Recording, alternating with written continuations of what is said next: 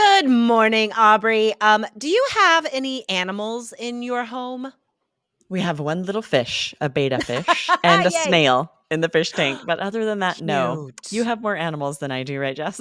So many animals, including my son. Should I say that? No, Oh, you're right. I no, have a that's lot of 4 terrible. children, and those all count. Yeah, They're totally. messier. Yeah, as you guys know, if you've been listening to this podcast for a while, I do have 2 dogs and I think 8 fish, right now. Guys, but we're not talking about these animals, which are domesticated animals. There's a great adjective for you. What are domesticated animals? Yeah, these are pets, animals that live in your home, animals that aren't going to bite you or kill you. Very different from a lot of wild animals. Exactly. So, domicile is a great noun for home, right? That's where the word comes from. Domestic adjective. Um, you can use this to describe your chores, your domestic chores, like cleaning the house, doing the laundry, but then domesticated adjective for animals that live in your home. Bonus vocab today. Really great vocab. You're going to learn a lot of good vocab today. We got a great question from a listener about, I'm just going to read that really quick. It was Perfect. from Explore Your Dream Life YouTube channel. Oh, And they said, your video provided me with actionable steps to follow. This was a video on our YouTube channel with sample answers. And then they said, how do you approach answering seemingly impossible IELTS Part 3 questions about wild animals? nice. Nice. Okay. We have some great questions that we are going to provide model answers for today. Another student who really loved our YouTube channel and got our 3 Keys IELTS course, Go Pika, she increased all of her IELTS scores because of 3 Keys IELTS, guys. She went from a 7 to a 7.5 in listening, 6.5 to 8 in reading with our three Amazing. keys strategies, 6.5 to 7 in speaking, and a 6 to a 6.5 in writing. So we helped her increase all of those scores, guys. Go check it out, allearsenglish.com/KEYS. And thank you to Explore Your Dream Life for this awesome question. Yes, and we want to point you to a recent episode, 1351, was called How to Answer Impossible Animal Questions. Those were Yes. different, but also very difficult. If you're asked about wild animals where you live, if you haven't thought a lot about that, and there were a couple other questions there, so check that one out. Today will be different questions about wild animals. Yeah, and because these questions are difficult. This isn't Yeah. stuff we normally talk about, right? So that's why episodes like today are so important, guys. So let's see how Aubrey and I talk about these because I mean, Aubrey, do you often talk about wild animals in your daily life? Never. Yeah, Never. right? Yeah, every now and then it might come up if you're talking about the zoo but we don't think about this a lot. We don't talk about it a lot. So if you Yeah. don't practice, you might find yourself sort of stumbling over your answer and having a difficult time coming up with higher level vocabulary in English.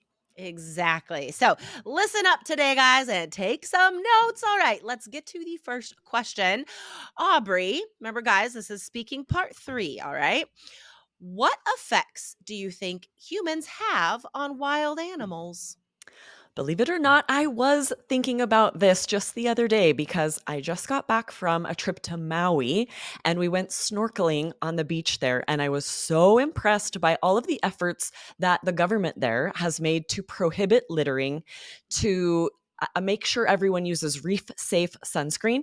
There was signage everywhere that you can't use spray, listing the chemicals in sunscreens that cannot be worn because there are so many giant sea turtles right on the beach, just right on the reef, so you can Hmm. snorkel out. And so it was impressive to me because clearly, if we're not doing those things, if we're not avoiding littering and we're wearing these chemicals in the water, we could be extremely detrimental. Like we could kill these wild animals. And so I love to Thank see the you. efforts being Thank made. you. Okay, I'm trying to treat this like a for real exam time, right? Right. It's not a part Remember, 2 question. I can't talk forever. but remember, guys, when the examiner stops you, just like I stopped Aubrey, it's because we're doing our jobs, right? We have to ask you more questions. It's not a bad thing. It shows fluency. So that was a great answer. First of all, I didn't know about reef safe sunscreen. I I didn't didn't know either. that there was like, are most sunscreens harmful to wear in the ocean? Yes, especially the sprays. There were like they had listed on Oh. these signs on the beach all of the things that can't be in your sunscreen, and then I would look at the spray can and they're all there. So Oh, lotions are man. better because they don't come off your skin as much, and most of them Yeah. don't have as many of these chemicals. Wow, okay, Yeah, so I didn't know. that was the first great thing because that was news to me. The way Aubrey started her answer, she's like, "Believe it or not."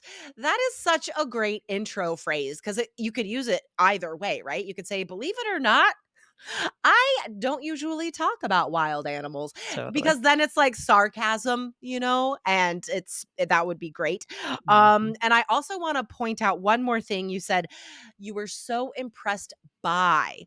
The reason I'm pointing that out is because a lot of students miss that preposition or use the wrong preposition by impressed, right?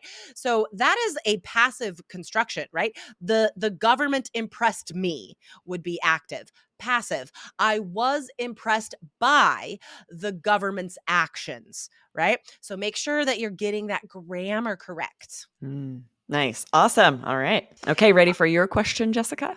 I think so. Okay. What measures could we take to protect wildlife? It's actually really funny that you're asking me this question today because just yesterday, I'm not even joking, my neighbor came over and we're really good friends, and I had gotten her some groceries at Costco. Um, and I had bought her this pack of 2 huge, enormous bottles of olive oil. And when you buy stuff in bulk at Costco, they're attached, like multiple bottles are attached by these huge plastic rings. And she's like, "Oh, I hate these things." And I said, "Me too." You know why? Because both of us are so worried about the birds and the fish in the ocean because a lot of this garbage ends up in landfill and can end up in the ocean. So we both do the same thing and we thought we were the only ones.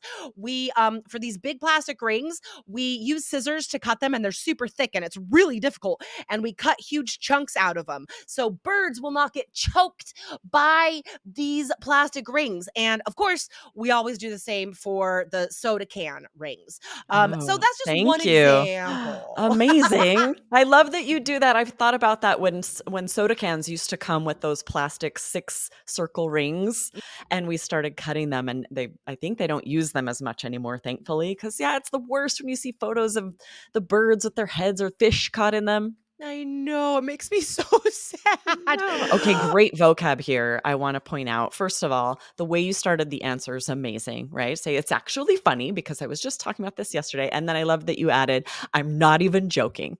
This is so fun, right? Whether you guys are telling the truth or not, that is so native.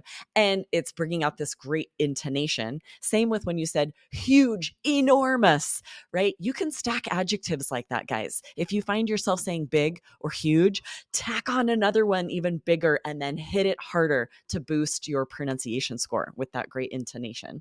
And then you Awesome. use that passive that you were talking about with my answer twice in really impressive ways, saying the jugs were attached by these huge plastic rings. Same thing, right? The rings were attaching the jugs. We use it in Yeah, passive. They were attached by and then choked by. The animals could get choked by these. This is so native now. We don't even notice we're doing it. We use this right. passive all the time. Practice this, you guys, because it's an impressive grammar form, Yeah, and remember grammatical range and accuracy. That's what that category is called, not just grammar, right? So right? you're showing a range if you're using a mix of passive and active. All right.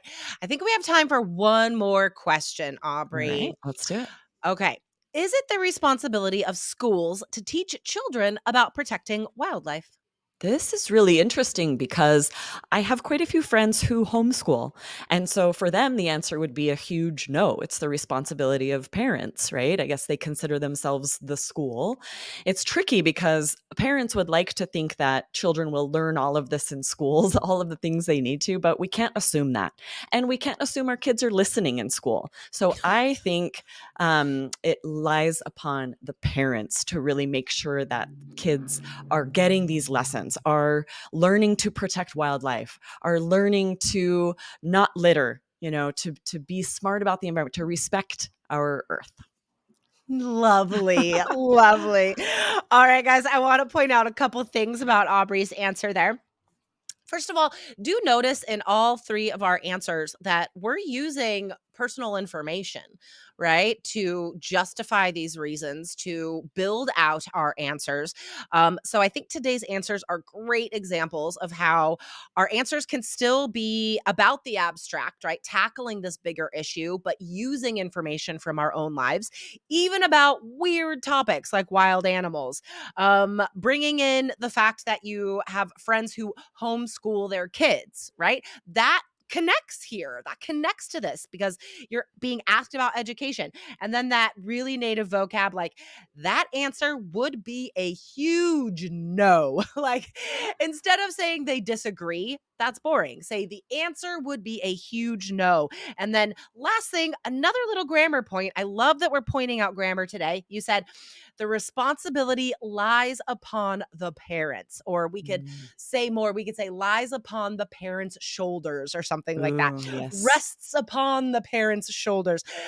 These are all great, very formal phrases just to say, like, no, they need to do that. Mhm. Right. It is the responsibility of the parent. And you notice these are sort of more formal phrases, more formal Yeah. construction, which is perfect for part three. You Yeah. need that variety. You should have been more informal on part one, part two, part three. We're using these more formal, impressive phrases because the questions are more formal. Exactly. So the takeaway, guys, I mean, gosh, there's a lot of takeaways today. We taught vocab. We talked about how to answer part three, how long to answer part three, what to say. So, guys, do watch this video on YouTube and leave us a comment. I want you guys to answer one of these questions in the comments. So go to YouTube, search for IELTS Energy TV, hit subscribe, hit follow on this podcast, and then go down to the comments and answer one of today's three questions. All right. Yes, I'm excited to read your answers. Practice answering these out loud, guys, so that you are Yes. ready for your IELTS speaking exam. Exactly. Exactly. All right. Awesome. That is another week wrapped up of IELTS. And Aubrey, I'll see you next week. Awesome. See you guys next week. Bye. Bye.